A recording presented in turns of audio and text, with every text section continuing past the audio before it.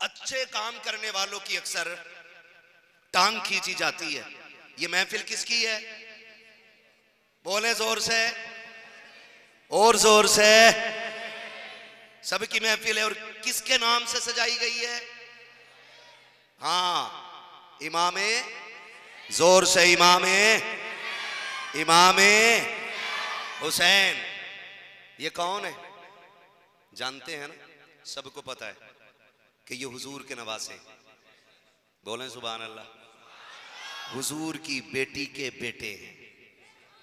हुजूर की बेटी के बेटे। और बेटी भी कौन? जिसके बारे में मेरे नबी ने कहा था मेरी फातिमा मेरे जिगर का टुकड़ा है। मेरी फातिमा मेरे जिगर का टुकड़ा है। और मैं आपको वजीफा बता जाऊं, जब आपकी दुआएं मकबूल ना होती हो, जब आप किसी परेशानी में घिर जाएं, तो फिर हाथ उठाएं और अपना हाले दिल नबी की बेटी से कहें, खातूने जन्नत से कहें, उनसे ये कहें हमारी ये बात हुजूर तक पहुंचा दें, हमारी ये बात हुजूर तक पहुंचा दें। जो बात उन तक पहुंच जाती है फिर बड़ी आसानी से वो बात मेरे नबी तक पहुंच जाती है। ये कौन खातूने जन्नत हैं जिनके बारे में मेरे नबी ने कहा था फातिमा उम्मी बादा उम्मी, फातिमा मेरी मां के बाद मेरी मां है। बेटियां तो सब पालते हैं, सबके पास बेटियां हैं, लेकिन जो बात मेरे नबी ने कही ना वो आज तक कोई ना कह सका। फातिमा मेरी मां के बाद मेरी मां है, यानी कि मेरी मां के बाद जो प्यार मुझे फातिमा ने दिया है वो किसी ने नहीं दिया। उसके बेटे हैं शहजादे हसनैन करीमैन। आप एक बात सुने, मेरे नबी का पूरा घराना शान वाला है, पूरा घराना शान वाला है। हुजूर की कितनी बेटियां थी? जो बोल गए अल्लाह उन्हें सलामत रखे। मिंबर वालों को छोड़ के मैं नीचे वालों से बात कर रहा हूं। मिंबर वाले न बोले, मैं जरा देख लूं कितनी बेटियां हमारे नबी की। जोर से सलामत रखे इन बच्चों को, अल्लाह इनके माँ बाप को सलामत रखे। इस उम्र में इनका महफिल में बैठना बता रहा है। आज छोटी सी महफिल है, कल ये कौम इख्तिदार में आएगी तो बड़ी कॉन्फ्रेंस होके दिखाएगी। हाँ, ये याद रखना मेरी बात है। कल इस कौम का जब दौर आएगा, मैं तो अपने कौम के नौजवानों को इस्लाम का मुस्तकबिल समझता हूं, और हैं ही नौजवान इस्लाम का मुस्तकबिल। तो कितनी बेटियां हुजूर की? अल्लाह सलामत रखे। याद रखिएगा कितनी? 4 बेटियां। क्या क्या नाम है मैं बता देता हूं, आप याद रखिएगा। हजरत ज़ैनब, हजरत रुकैया, हजरत उम्मे कुलसूम और सैयदा तैयबा ताहिरा आबिदा जाहिदा नकिया तकिया ज़किया हजरत सैयदा फातिमा ज़हरा। कितनी हो गई? अल्लाह सलामत रखे आप लोगों को। ये बात याद रखिएगा कितनी हो गई। इनकी अम्मी कौन है? हजरत सैयदा खदीजतुल कुबरा रज़ी अल्लाह ताला अन्हा। खदीजतुल कुबरा कौन है? खदीजतुल कुबरा वो है कि सारी कायनात पे इस्लाम का एहसान है और इस्लाम पे हजरत खदीजतुल कुबरा का एहसान है। याद रखिएगा, 10 रुपए दे के बंदा एहसान दिखा देता है। मौलाना एक बोरी दी थी सीमेंट की मस्जिद में, पिछले जुमे को कम लोगों ने सुना था, इस बार जरा भरी है मस्जिद, दोबारा कर देना। किसी का नाम हो तो बुरा ना मानना। फिर ऐलान होता अच्छन खान ने 1 बोरी दी है, बब्बन खान ने 2 दी है, जुम्मन खान ने 4 दी है। मैंने पहले ही कह दिया मुझे पता नहीं, अगर किसी का नाम हो तो बुरा ना मानना। तो फिर इस तरह से हम नामो नमूद करते हैं। खदीजा कौन है? खदीजा वो हैं जिन्होंने निकाह वाली रात जब हुजूर आपके हुजरे में तशरीफ लाए, तो निकाह हम लोगों के यहां भी होती है ना शादियां? कम लोग बोल रहे हैं। हाँ, जिन्हें पक्का पता है वही बोले, शक वाला कोई ना बोले। होती है ना शादियां? तो कई बार नौजवान ऐसा करते हैं, अब्बा से छुपा के गिफ्ट बनवा लेते हैं बीवी के लिए। कभी अब्बा ही कह देते हैं कि अल्लाह बनवा ले कुछ मुंह दिखाई के लिए। लेकिन खदीजतुल कुबरा वो है जब हुजूर हुजरे में तशरीफ लाने लगे और पहला कदम अंदर और दूसरा बाहर था। कहती महबूब मेरे माँ बाप कुर्बान हो जाएं, जरा ठहरे। हुजूर रुक गए। आपने 22,000 सोने के सिक्कों की थैली उठाई और हुजूर के कदमों पर रख के कहा था महबूब ये छोटा सा तोहफा कबूल फरमा लीजिएगा। कितने? 22,000 सोने के सिक्के। 22 सिक्के नहीं, आज नोट कागज के हो रहे हैं तो आदमी पगला गया है। उस वक्त पैसे सोने के होते थे, कागज के लिए कत्ल पे आमादाएं, वो सोने के सिक्के होते थे। 22,000 सोने के सिक्के महबूब कबूल फरमा लें। दिए भी किस सखी को? अगले दिन का सूरज छुपने से पहले हुजूर सारे पैसे बांट चुके थे, सारे तकसीम कर दिए थे। ये खदीजतुल कुबरा जिसने पूरी जिंदगी इस्लाम के लिए लगा दी, और जब आखिरी वक्त आया, बिस्तरे मर्ज भी है, बिस्तरे मर्ग भी है। समझ के मेरी बात? बिस्तरे मर्ज भी है और बिस्तरे मर्ग भी है। याद रखिएगा, जब माएं दुनिया से जाती हैं तो उनको सबसे ज्यादा फिक्र छोटे बच्चे की होती है।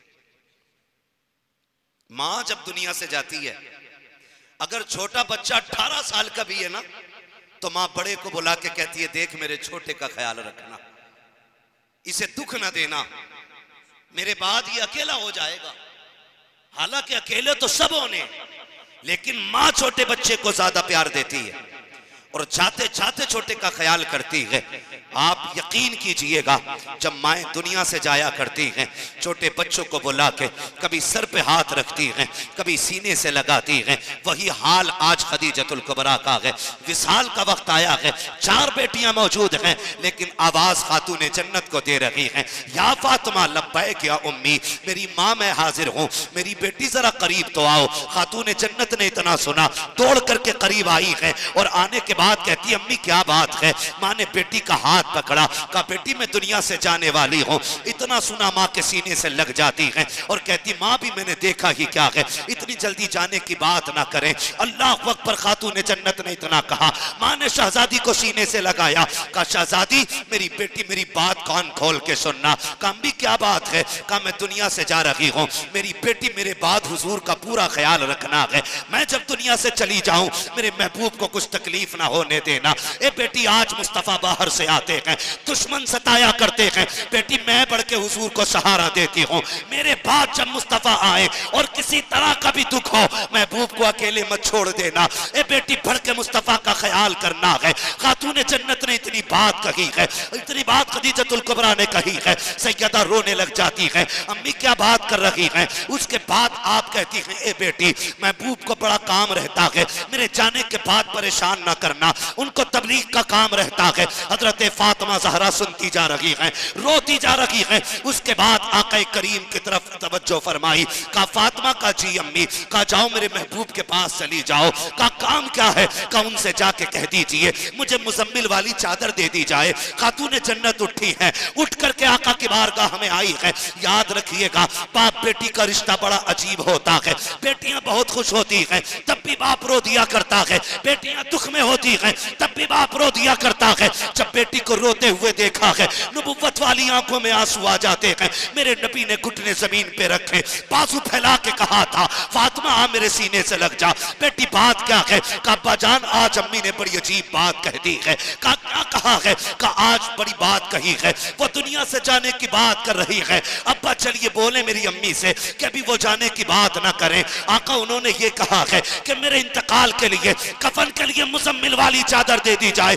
इतना सुना नबी तेज कदमों से अंदर तशरीफ लाते हैं, खदीजतुल कुबरा के पास आए हैं। कहा क्या बात है खदीजा? कहा आका मैं दुनिया से जाने वाली हूँ, मुझे मुजम्मिल वाली चादर दे दे। मेरे नबी ने कहा था ए खदीजा तूने चादर मांगी है, तेरा इतना बड़ा एहसान है, अगर खाल भी मांग लेती मैं उतार के तुझे दे देता। अल्लाह अकबर, ये कह के जैसे चादर पे हाथ लगाया है जिब्रील आ जाते हैं। आका खदीजा को चादर न दे। कहा क्यों? कहा रब ने इनकी कब्र में इनसे पहले अपनी रहमत की चादर भेज डाली है। नारे तकबीर, नारे रिसालत मुफ्ती हम्माद रजा साहिब क़िबला। सुभान अल्लाह सुभान अल्लाह। तो भाई जिनकी आंखों में आंसू, मैं तो कहूंगा मेरे लिए भी दुआ करना। ये वो घड़ी है जो मकबूलियत की घड़ी है।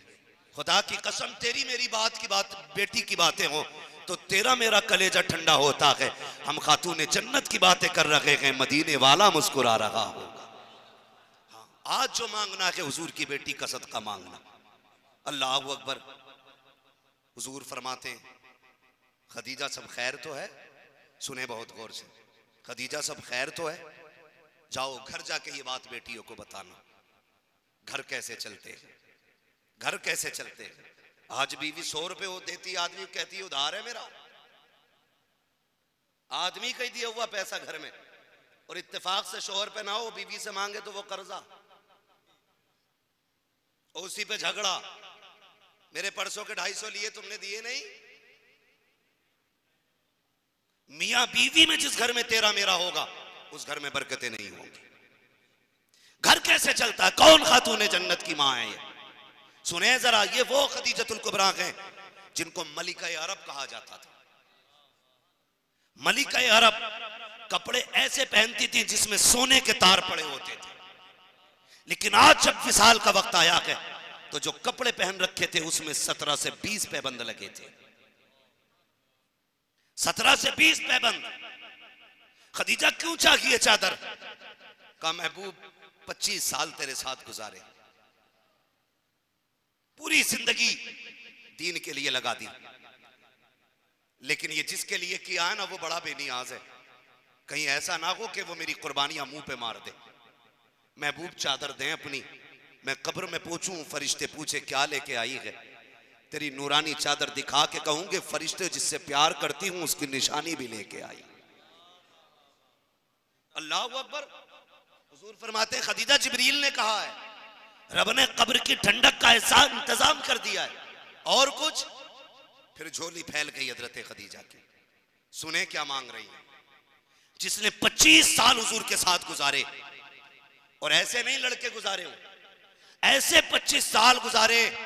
नबी कहते हैं कभी मुझे दरवाजे पे आवाज देने की जरूरत नहीं पड़ी। कितने सालों में?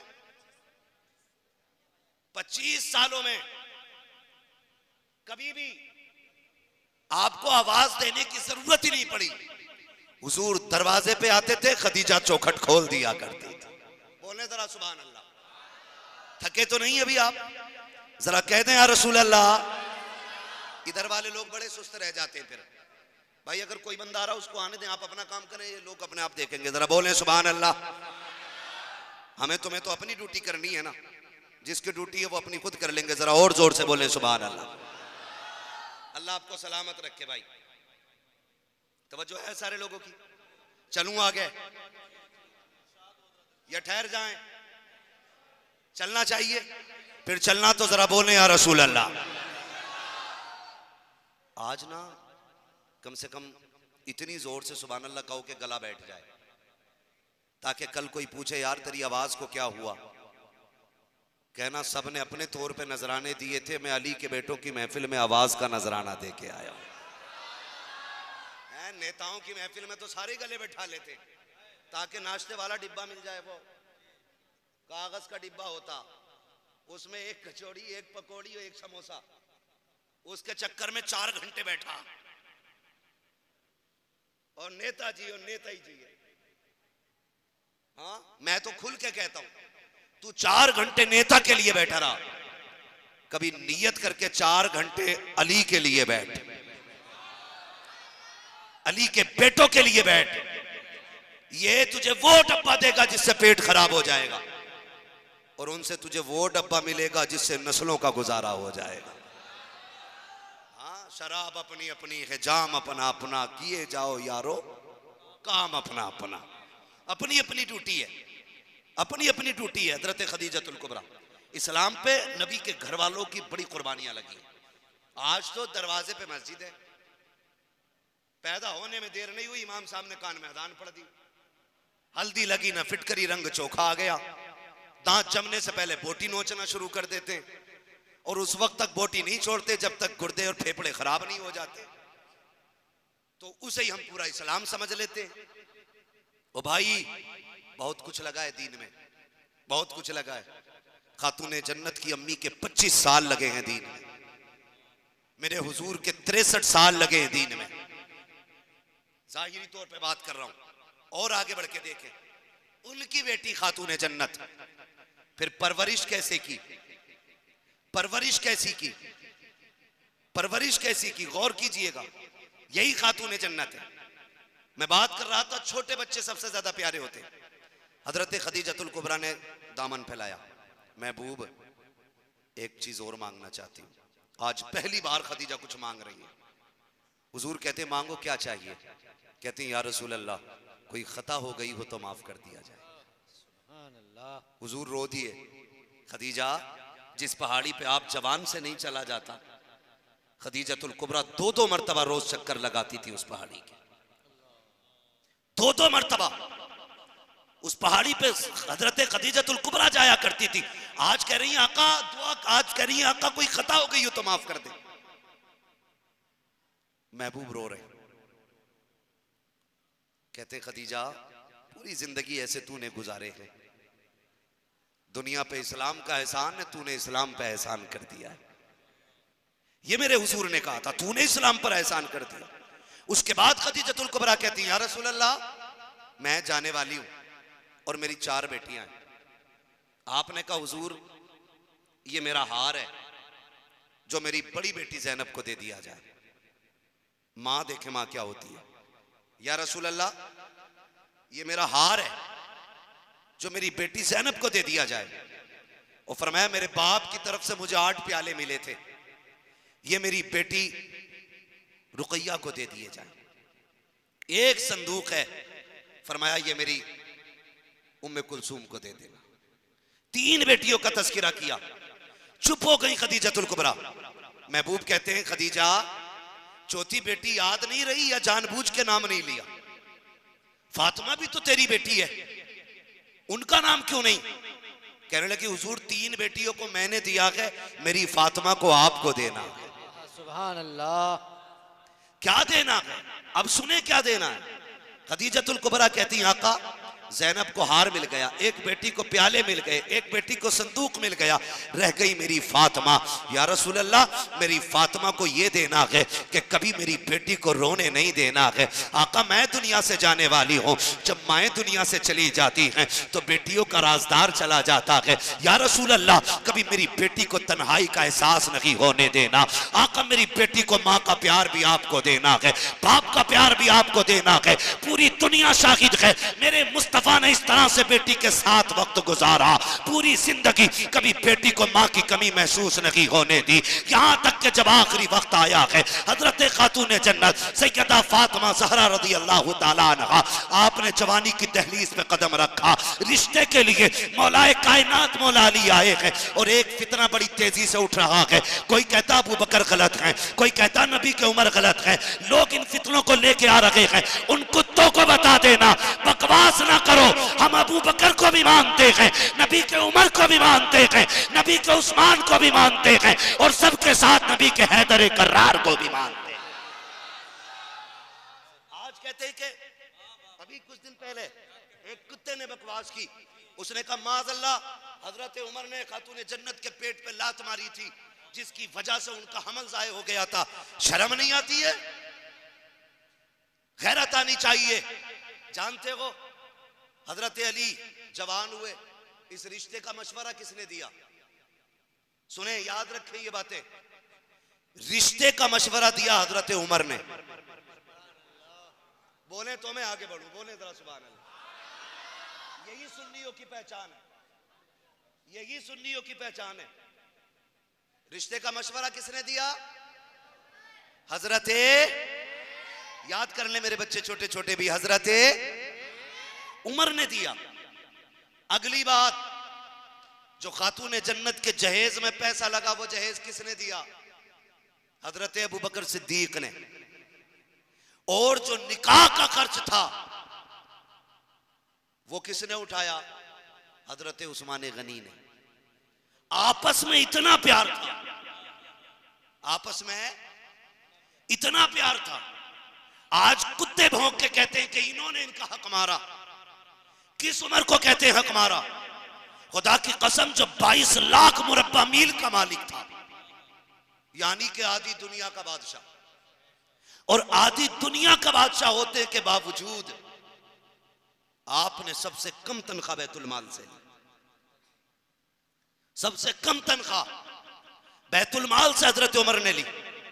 और यूं ही कैसर और किसरा नहीं कांपते थे, यूं ही नहीं कांपा करते थे। आपने एक दिन जुमे के दिन नया कुर्ता पहन लिया, नया कुर्ता, और मिंबर पे आके बैठ गए।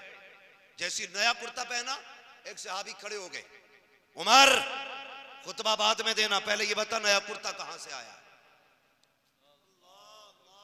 आज ना मिंबरिया बन जाना, मिंबरिया, वो जो कोने कोनों में होते हैं छोटे छोटे मोहल्लों के, मिंबरिया बन जा तो जवार कट में आ जा। और प्रधान की पूछो ही मत, विधायक बन गया तो पैर ही नहीं लगता बंदे का, फिर मंत्री का हाल ही क्या होगा। ये कंडीशन है, तो सभी की कहानी है भाई, सबकी कहानी है। हजरत उमर आधी दुनिया का बादशाह, एक दिन नया कुर्ता पहना है, सहाबी खड़े हो गए, उमर खुतबा बाद में होगा, पहले ये बताओ ये कुर्ता कहां से आया। रोने लगे हजरत उमर, कहने लगे उस कुर्ते का हिसाब मैं क्या दूं तुम्हें। हजरत उमर के शहजादे हजरत अब्दुल्ला इब्न उमर खड़े हो गए, कहने लगे बाबा के कुर्ते का हिसाब मैं दूंगा।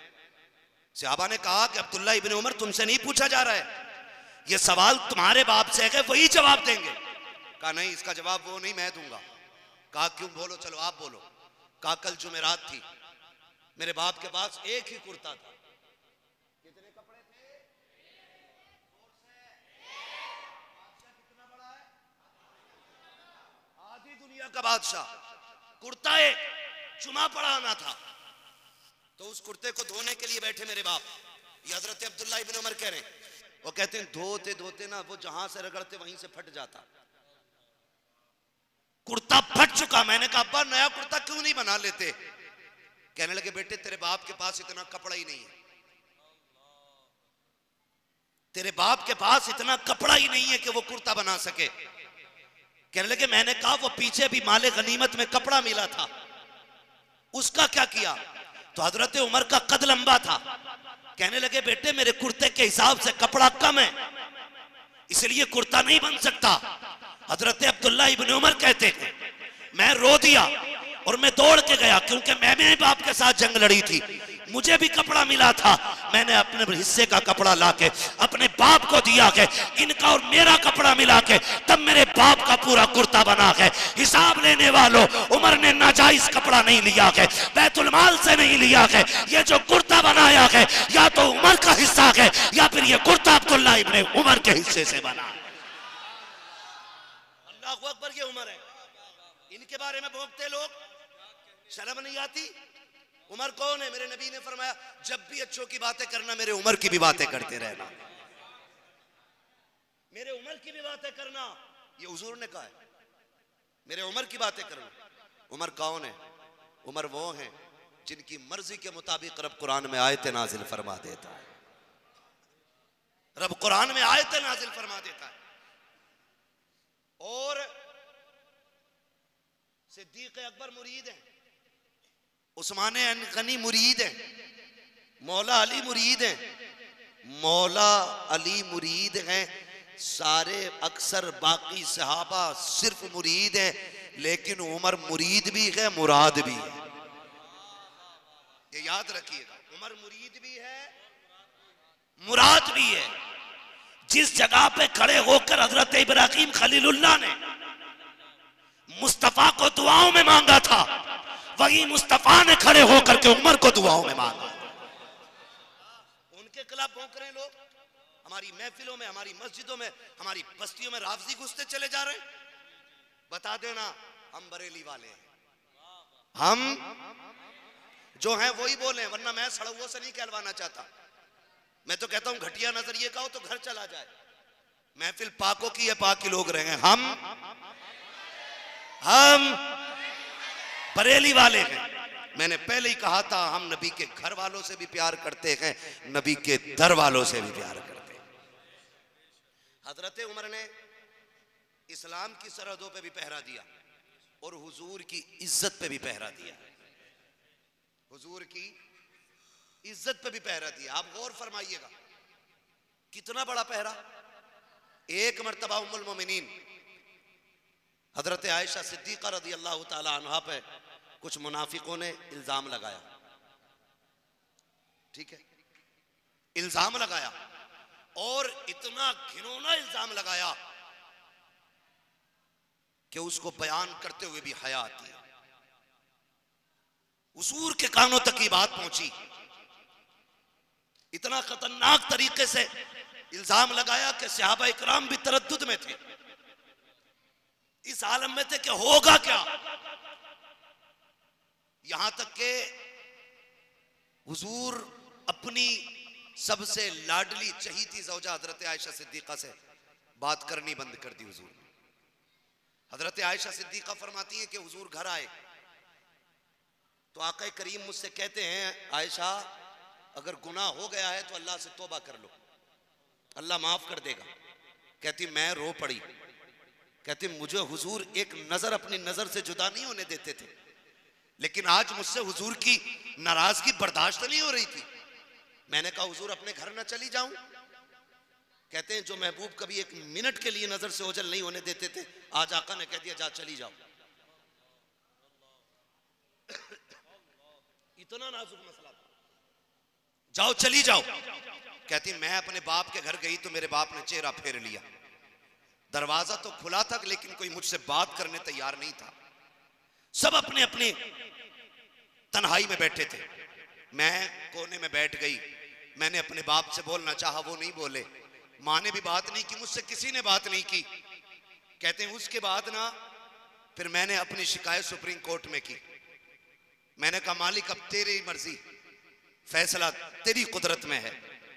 या अल्लाह मेरे पास कोई गवाह नहीं है, अगर तू ही गवाही देगा तब खदीजा की इज्जत, तब आयशा की इज्जत बचेगी।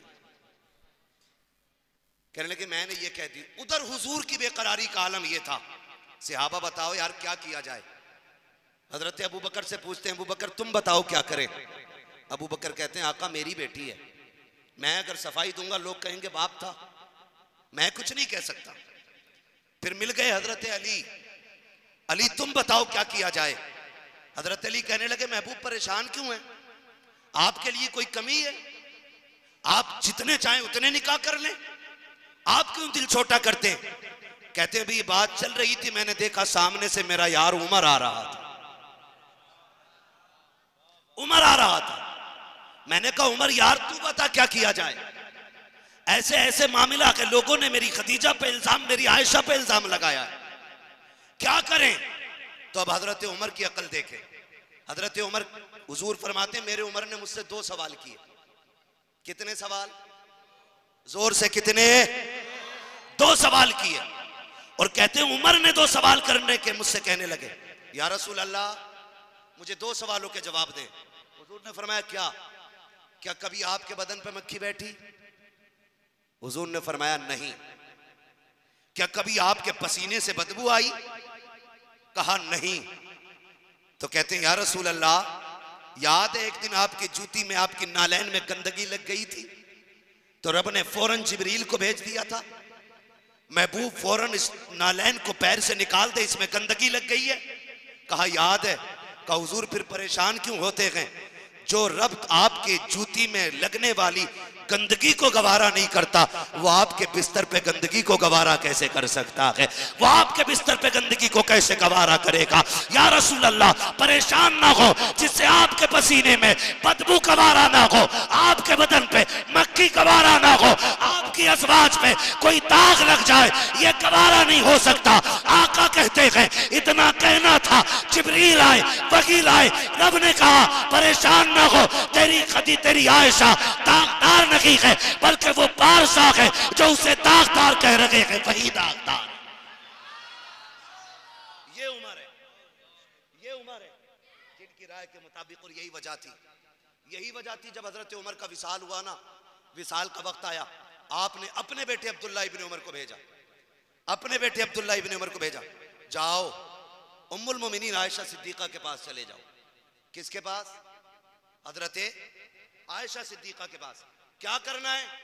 का उनसे जाके कहना, सुने बहुत गौर से, उनसे जाके कहना एक यार के दो यार थे। एक यार के, समझ गए ना वो कौन थे? एक यार के दो यार थे, एक तो गुलामी करके उनके पहलू में जाके लेट गया, दूसरा बिस्तर पे लेटा है। सुना कि आपने अपने लिए वहां जगह छोड़ी है। अगर आपकी इजाजत हो तो उमर इंतकाल के बाद हुजूर के पहलू में लेटना चाहता है। ये खबर लेके जब आपका बेटा, आपके शहजादे हजरत अब्दुल्ला इब्न उमर हजरत आयशा सिद्दीका के पास गए, उम्मुल मोमिनीन आपके बेटे उमर ने एक अरीजा भेजा है। क्या? कहा कि वो हुजूर के पहलू में दफन होना चाहता है, अगर आप इजाजत दें तो उमर यहां दफन हो जाए। हजरत अब्दुल्ला इब्न उमर कहते मैंने इतनी बात कही ना तो जो दुपट्टा आपने ओढ़ रखा था ना चेहरे पे पड़ा था, कहते कि वो आंसुओं से भीगने लगा, इतनी रोई कि दुपट्टा तर हो गया। कहने लगी अब्दुल्ला ये जगह मैंने अपने लिए बचा के रखी थी, लेकिन मेरे ऊपर उमर का एक इतना बड़ा एहसान है, इतना बड़ा एहसान है कि जाओ उमर से जाके कह देना कि जब सबने साथ छोड़ा था तब उमर ने मेरा साथ निभाया था। जब लोग चशोपंज में थे क्या किया जाए, तब उमर ने सच्चाई का ऐलान किया था। उमर से कह देना उम्मुल मोमिनीन ने कहा है मैं लेटूं ना लेटूं, उस एहसान के बदले में मैं उमर को मुस्तफा के पहलू में लेटने की इजाजत दे रही। दोस्ताने अजीज, मौत का कुछ नहीं पता है और तैयारी कोई है नहीं। वो कहा था ना किसी ने, सामान 100 बरस का है पल की खबर नहीं। दोस्तों ये रब का शुक्र है कि उसने हमें और आपको बरेलवी बनाया है, और ये बरेलवियों का मुकद्दर है कि वो नबी के घर वालों से भी प्यार करते हैं, नबी के दर वालों से भी प्यार करते हैं। घर वालों को भी आप जानते हैं और नबी के दर वालों को भी आप जानते हैं। ये सुन्नियों का नसीब है कि हम अहले बैत की आड़ में सहाबा को गाली नहीं देते और न सहाबा की आड़ में अहले बैत को गाली देते हैं। हम सुन्नियों का तो वही नजरिया है जो इमाम अहमद रजा ने बताया। उन्होंने कहा था अहले सुन्नत का है बेड़ा पार असहाबे रसूल, नज्म है और नाव है इतरत रसूलुल्लाह की। ये तो मेरा और आपका मुकद्दर है कि उसने हमें और आपको हुसैन के चाहने वालों में बनाया है। अगर वो हमें दूसरे मजहब में पैदा कर देता तो कोई क्या बिगाड़ लेता उसका? कोई कुछ कर सकता था? अगर किसी दूसरे धर्म में वो पैदा कर देता तो फिर क्या होता? ये तो शुक्र है उसने हमें और आपको इंसान बना करके मुसलमान बनाया है, और मुसलमान में भी वो मुसलमान जिन्हें जन्नती मुसलमान कहा जाता है, और उन्हीं जन्नती मुसलमानों का नजरिया है तेरी नस्ल पाक में है बच्चा बच्चा नूर का। जिनका ये नजरिया है वही बोलें, वही बोलें। मैं आपको एक बात बता दूं, यहां पे सबको नहीं मिलता है, यहां उन्हीं को मिला करता है जो छोटे होके आते हैं और फिर यहां से वो उनके कर्म से बड़े होके जाया करते हैं, और जो यहां बड़े होके आते हैं वो यहां से छोटे होके जाया करते हैं। मेरे इमाम ने कहा था जो तेरे दर से यार फिरते हैं दर बदर यूं ही खार फिरते हैं। हमारी जमींदारी, हमारी पधानी, हमारी ठेकेदारी, ये सारी बाद में है, हुजूर की गुलामी सबसे पहले है, सबसे पहले है। ये तो मुकद्दर है अपना अपना, किसी का कचहरी में लगता है, किसी का हॉस्पिटल में लगता है, किसी का झगड़ों में लगता है, किसी का मुकदमों में लगता है, किसी का पुलिस ले जाती है, किसी का दलाल खा जाते हैं। ये तो नसीब है, शुक्र है कि आज हमारा न दलालों पे गया है, न पुलिस पे गया है, न मक्कारों पे गया है, अगर गया है तो नबी के चाहने वालों पे गया है। अगर ये नजरिया है तो फिर लेके बैठे इसी नजरिए को, इसी नजरिए। कोई बार ऐसा होता है ना, कहते हैं कहो सुभान अल्लाह, तो कोई नीचे से बोलता है मौलाना आगे वो तो बोलो यार, ऐसा लगता है उसकी खसाबी की गाली लग गई उसको। भाई मर्जी आपकी, मैं आपसे नहीं कहूंगा आप बोलें, लेकिन ये सुभान अल्लाह का ताल्लुक दिल से होता है। किस चीज से होता है? बोलें सारे, अभी सब नहीं बोल रहे हैं। किस चीज से? दिल से होता है। और जब बात दिल को लग जाती है ना, तो फिर ऑटोमेटिकली बंदे के दिल से निकलता है सुभान अल्लाह। कैसे निकलता बोलें जरा? माशाअल्लाह। इधर वाला मोहल्ला बड़ा खामोश है, पता नहीं ये कुर्बान भाई ज्यादा दूर से लोग तो नहीं आए हैं, कभी थक गए ना? थके नहीं है ना? सारे इसी बस्ती के हैं, तो जरा सारे बोल दें सुभान अल्लाह। आप जानते हो आप कितनी बड़ी महफिल में हो। मैं तो ये नहीं जानता, इन्होंने जिन्होंने जलसा किया है गए होंगे करीब करीब लोगों से। असल में जलसा कराने को तो एक बंदा भी करा ले, कोई इतना बड़ा काम नहीं है, एक बंदा भी करा लेता है। लेकिन अगर कोई एक बंदा पूरा खर्च उठा लेना, तो हमारा समाज कहता है जलसा तो उसी का ही है। यही बात कही जाती है, जलसा उसी का ही है। अगर कोई एक बंदा मस्जिद बनवा दे तो मस्जिद फिर उसी की है। तो होता यह है कि सारे लोगों को शामिल करने के लिए सबकी शिरकत ली जाती है, ताकि सबको ये लगे ये जलसा सिर्फ इनका नहीं बल्कि हमारा भी है। यही तो होता है ना। लेकिन इसमें बड़े बड़े अच्छे लोग निकल आते हैं कभी कभी। मेरा अपना इलाका, इसलिए ये बात कह रहा हूं, हिंदुस्तान भर में भी कहता हूं, कभी कभी इतने अच्छे लोग निकल आते हैं 10 रुपए दे करके 10,000 का हिसाब मांगते हैं। कभी ना देना होता कहते पिछले साल के बच्चे थे उनका क्या किया तुमने, खा तो नहीं गए थे? क्यों कुर्बान भाई? फिर हिसाब लेते हैं उससे कि पिछले बार जो 1100 रुपए बचे थे क्या किया? ओ भाई जो हुआ, अगर तुझे जरूरत थी बता देता, दवाई का पैसा नहीं था इस कमेटी से भीख मांग लेता, अगर तेरे शौक पूरे नहीं हो रहे थे तब इस कमेटी से भीख मांग लेता। कई बार इस तरह की भी बातें कही जाती हैं, अरे इनके पेशे हो गए हैं चंदा करके, ये कुछ नहीं अपने काम चलाया करते हैं। A to Z में जिम्मेदारी के साथ कहता हूं, मुझे नहीं मालूम है किस किसने चंदा किया है, कौन कमेटी वाला है, लेकिन दावे के साथ कहता हूं इनमें से एक भी बंदा तुम नहीं दिखा सकते जिसने जलसे से पहले या जलसे के बाद कभी अपने बच्चों के लिए 10 रुपए का सवाल किया हो, अपनी बीवी की दवा के लिए 20 रुपए मांगे हो, अपने घर के खर्चे के लिए किसी से 500 रुपए मांगे हो। अगर तुम्हारे दरवाजे पर गए होंगे तो सिर्फ अल्लाह और उसकी रसूल की बातों के लिए गए हैं, सिर्फ दीन के लिए गए हैं। और मैं कमेटी वालों से कहूंगा, अगर कोई इस तरह की बात करे तो दिल छोटा मत करना, हमें इनसे बदला नहीं लेना है। ये दे भी क्या सकते हैं, औकात भी क्या है? अरे वो देगा जिसके बारे में मेरे इमाम ने कहा था, कौन देता है देने को मुंह चाहिए, देने वाला है सच्चा हमारा। कभी दिल थोड़ा न करना, और याद रखना अच्छे काम करने वालों की टांग खींची जाती है। इसमें बढ़ा के तो नहीं देने,